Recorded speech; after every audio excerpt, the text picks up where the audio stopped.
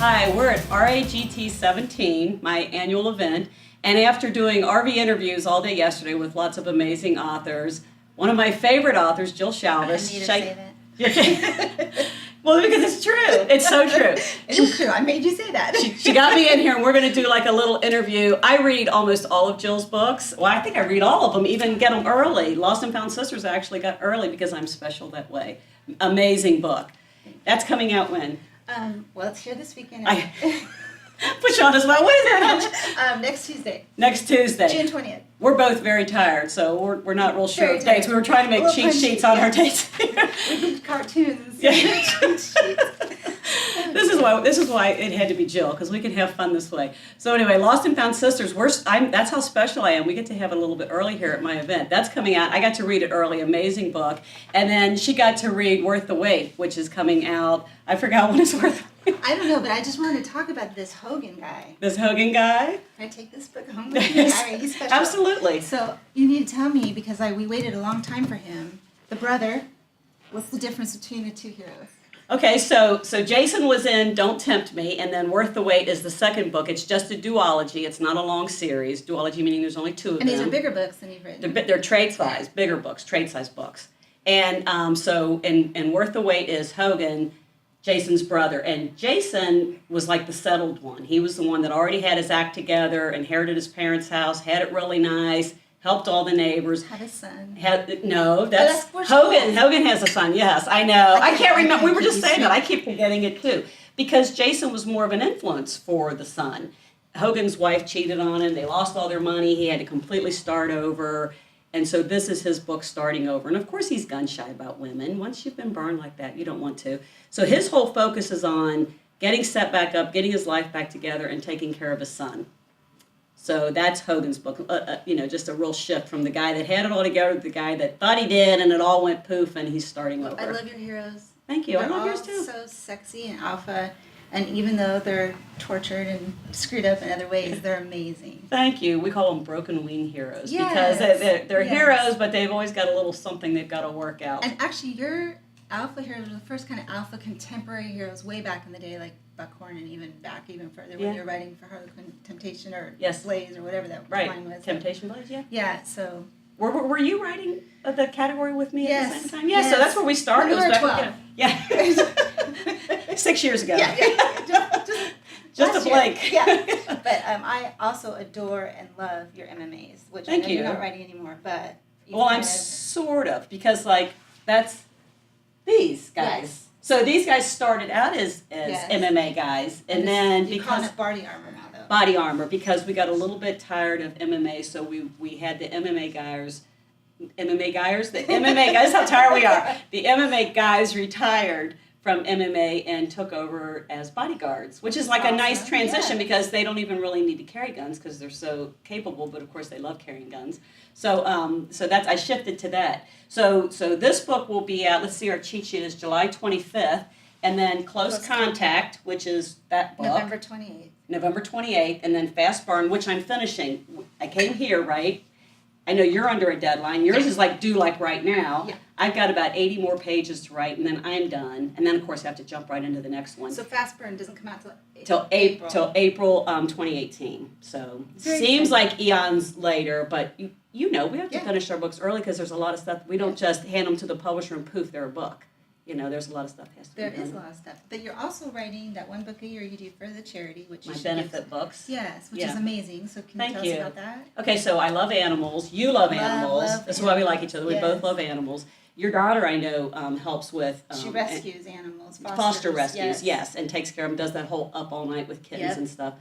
If I did that, I've already got 5 cats. I would have 1,000 cats. Well, you're already bordering on being a cat lady with 5. I know I am. Well, because we don't just have the 5. We've got 15 ferals that we've caught, got fixed, and then, the catch and release. That you do that. Well, because where we live, there's a bad feral cat population, and people just don't get their animals fixed. So the word got out. Why don't people? I don't know.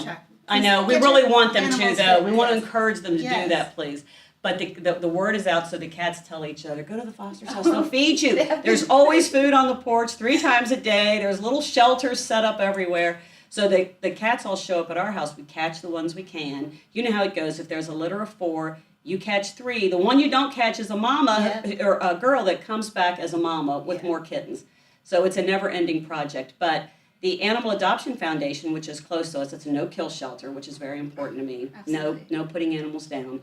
So every year, because I can't go in and do that stuff because I bring all those cats home, I try to donate. So I write 1 book a year where all the advance and all the royalties off the book go directly. I never even see the money. I sign the contract, and then the contract's written, so all the money for the life of the book goes to the Animal Adoption Foundation. So we do that once a year. And I start the books every year here at my event. You do? So that's where they first come out. Oh, that's cool. I didn't know that. Yeah, I tie it together. Yeah. And I wanted to ask you about, I follow you on Instagram, of course. Thank you. And I love your panoramic views that you do of that lake. Thank you. Sunset, sunrise. Yeah, everything. I'm all enamored of the sun, obviously. So you live on the lake, or are you walking somewhere to take those pictures? No, we don't live on the lake. That's like our lake house. We have 2. We have my little lake house, which is very, very small, has a little desk that faces the lake. So actually, when I'm writing, I can see the lake. I get very distracted with fish jumping, and I feed the squirrels, we talked about this yesterday. I have to be outside. You have to have the wall. Yeah, well, I don't want bugs getting on me. You go out and brave all that. I do. The bears and all that sort of stuff. I like to be able to see it and go out into it when I want to. Plus, I prop my feet up. Are you able to prop your feet up when you're writing? I can't write with my feet down. I mean, I'm having trouble right now. I have one leg. I know. Like we needed stools under here. We had one yesterday. We did for the RV interview. So when I write at the lake, my desk faces the lake, so I can see the lake. I see the fishermen coming by and all that. And when I write at home, my desk faces our pond.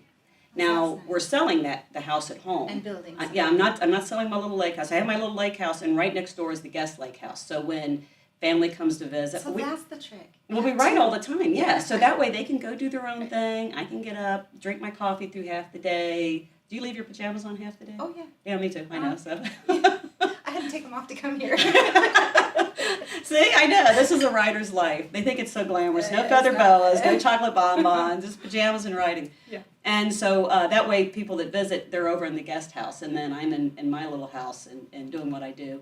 But we're selling our house at home and having a house built, and I'm going to put another pond in. So that, and my office is already set up, so it'll be 2 walls of windows. So I'll be nice. facing the woods this way and the pond that way. So I'll still be able to write to nature. Yeah. Yes, very yeah. nice.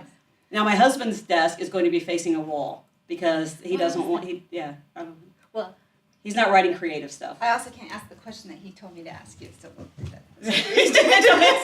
I know, you can't He's let, a big help. yeah, you can't let him do that. He's tricky. Someone here, he was walking around, he'd left his phone turned on in his pocket, and someone said, "Your pocket's lit up," and he said, "That's why she married me." I'm like, no, be nice, be nice. So yeah, he helps out at the event a lot he's too. wonderful. Yeah, he's amazing. always very involved. Supportive. Mm-hmm. In every way. He handles a lot of the promo stuff for me. I don't know about you. I don't look at numbers. You know, like if it's a bestsellers list, he looks at that. I'm just busy writing. Yeah, me too. I like doing it. But I don't angst over the numbers too much. He does. He loves to look at numbers. He loves to set up promo. He lives for that. Wow. You know. That's nice. Yeah, he likes all that sort of thing. So I kind of just do what he says to do with promo, and then my publicist does promo. Otherwise, my focus is on writing. Me too. Yeah, and this event that takes up most of I'm the so year to glad set I up. came. I really appreciate I you know. inviting I'm me. so glad you're here too. I was wondering if you're ever going to make your way out to Tahoe, my side over the country. That's an awful long way. I'm surprised you made it this far here to me. It took me 5 years to get me. And we're committing you to every year now. No, I'm just kidding. Whenever you're comfortable, you are our guest, so Thank feel you. free. But you know, it's so hard It is because you're writing all the time, and then you have to, like you said, you got to change out of your pajamas. You got to put on your, well, you know, my going out in public clothes are jeans and t-shirts and sweaters. It's like I don't really stretch dress or up. forget it. Yeah, it does have to. Well, thank you so much, Thanks Jill. I for having appreciate me. it. Yeah.